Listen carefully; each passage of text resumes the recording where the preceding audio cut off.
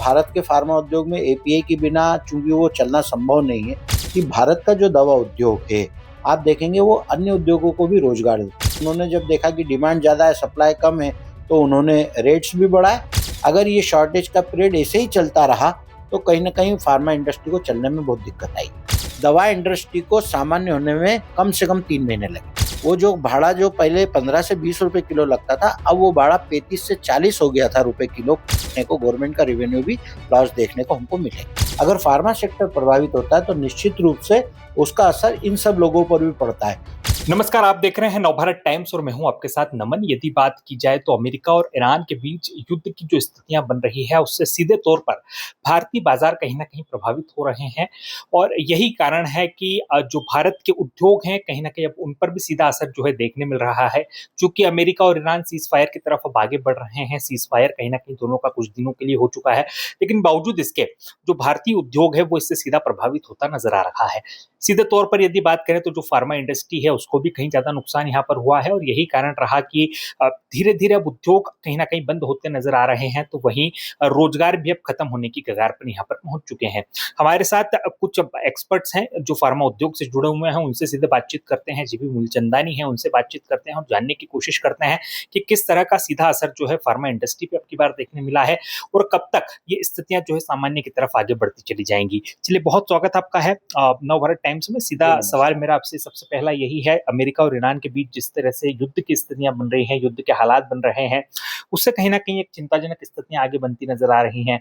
यदि देखें तो भारत का जो फार्मा सेक्टर है वो काफी प्रभावित यहाँ पर नजर आ रहा है। कई उद्योग जो है बंद हो चुके हैं, कई बंद होने की कगार पर हैं। क्या लगता है आने वाला वक्त किस तरह से हम देखते हैं और इस तरह की चुनौतियां जब सामने होती है तो क्या लगता है आने वाले वक्त में इन चुनौतियों से किस तरह से निपटा जा सकता है? निश्चित रूप से आपने बहुत सही बात कही कि जो पूरे विश्व में युद्ध के हालात चल रहे हैं उसमें फार्मा उद्योग बहुत ज़्यादा प्रभावित हुआ है। क्योंकि बाहर जो फार्मा उद्योग में दवाई बनाने में जो कच्चा माल लगता है जिसे हम बेसिक ड्रग कहते हैं वो हम चाइना से इंपोर्ट करते हैं। हालांकि हमारी उस पर डिपेंडेंसी पहले 95% से तक थी। मोदी सरकार आने के बाद उस क्षेत्र में इंडिया ने काफ़ी काम किया, भारत सरकार ने काफ़ी काम किया। अभी भी जो है वो घट के 75% तक लगभग हो गई है, परंतु अभी भी हमारी डिपेंडेंसी जो इंटरमीडिएट केमिकल और बेसिक ड्रग को लेकर चाइना पे हम काफ़ी निर्भर करता है। जब ये युद्ध की पूरी स्थिति बनी तो चाइना से जो माल एपीआई आता था, बेसिक ड्रग आता था, उसमें मुश्किलें पैदा हुई। चाइना के व्यापारियों ने उसके रेट भी बढ़ाए, साथ ही उसमें शॉर्टेज भी क्रिएट हुई।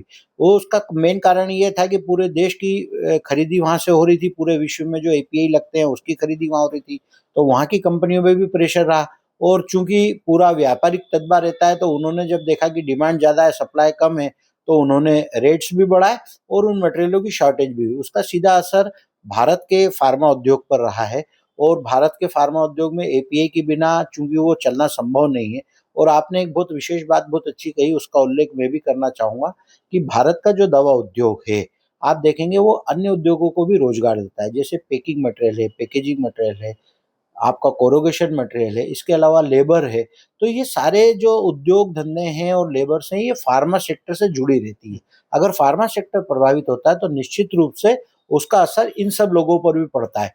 और अब फार्मा उद्योगों की चिंता ये है कि रेट बढ़ने के बाद और माल की शॉर्टेज होने के बाद आने वाले समय में वो कैसे सर्वाइव करेंगे, ये उनके लिए एक बहुत चिंता का विषय है।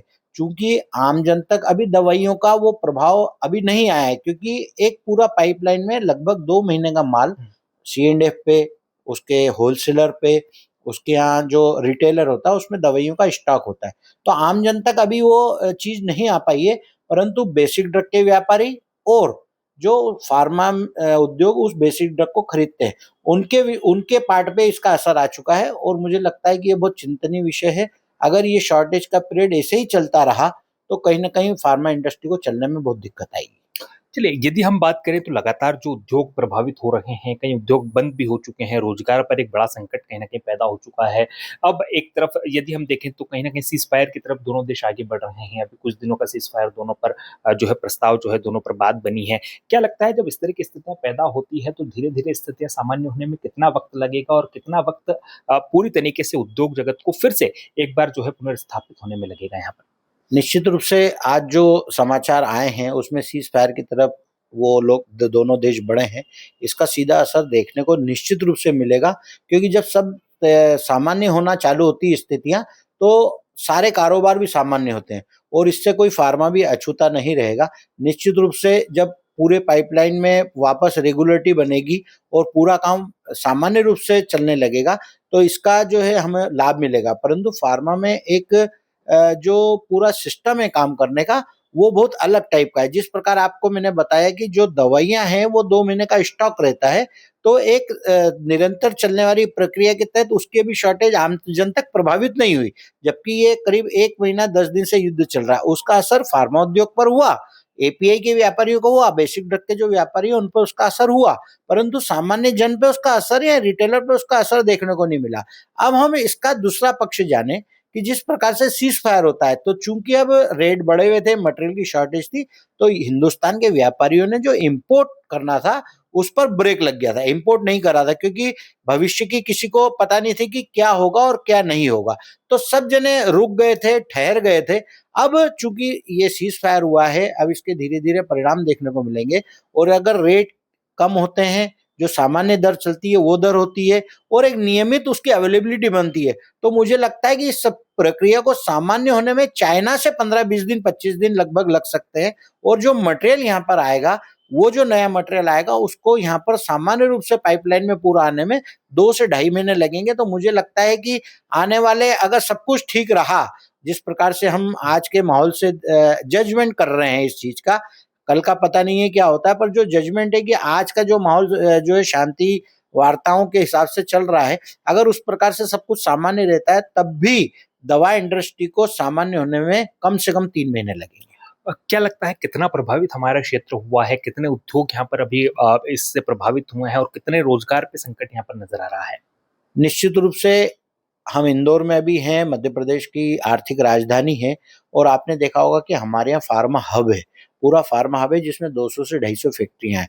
जो दवाइयों का पूरा सेगमेंट रहता है वो 4 तरह से अपने उसमें काम करता है कि यहाँ की जो दवाई फैक्ट्रियाँ हैं वो एक तो गवर्नमेंट सप्लाई के सेक्टर में काम करती है, दूसरा डोमेस्टिक में काम करती है जिसमें एथिकल प्रमोशन और जेनरिक डिवीज़न में बाज़ारों में माल आता है और जो चौथा रहता है वो एक्सपोर्ट रहता है। परंतु ये जो युद्ध के हालात बने, ये इसने चारों सेक्टरों को जो है प्रभावित किया है। हम गवर्नमेंट की सप्लाई करें तो चूँकि वहाँ टेंडर बेस्ड काम रहता है नमन जी, तो टेंडर बेस्ड काम होने से अगर जो गवर्नमेंट से उनका टाई अप रेट को लेकर फिक्स हो जाता है, अगर रॉ मटेरियल का रेट बढ़ जाता है तो वो चूँकि नुकसान हो रहा है, तो नुकसान में या तो वो कम माल देंगे, उनको रॉ मटेरियल की अगर शॉर्टेज होगी तो वो माल ही नहीं दे पाएँगे। तो गवर्नमेंट सप्लाई का भी जो है वो सेक्टर प्रभावित हुआ।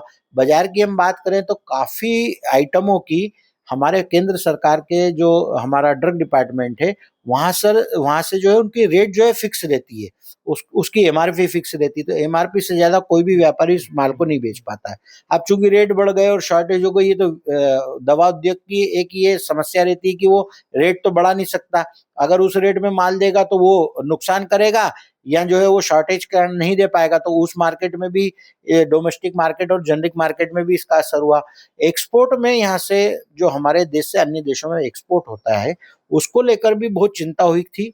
उसका कारण ये था कि शिपमेंट नहीं मिल रहे थे, जो शिप के भाड़े थे वो बढ़ गए थे। वो जो भाड़ा जो पहले 15 से 20 रुपए किलो लगता था, अब वो भाड़ा 35 से 40 हो गया था रुपए किलो प्रति किलो, और उसके बावजूद भी जो शिपमेंट थे वो प्रॉपर नहीं मिल रहे थे। तो सारा का सारा जो एक्सपोर्ट के पुराने ऑर्डर भी थे वो भी डंप हो गए थे और आने वाला जो नया एक्सपोर्ट है वो नहीं हो रहा था, क्योंकि बढ़े हुए दामों में अन्य देशों में माल नहीं जा रहा था।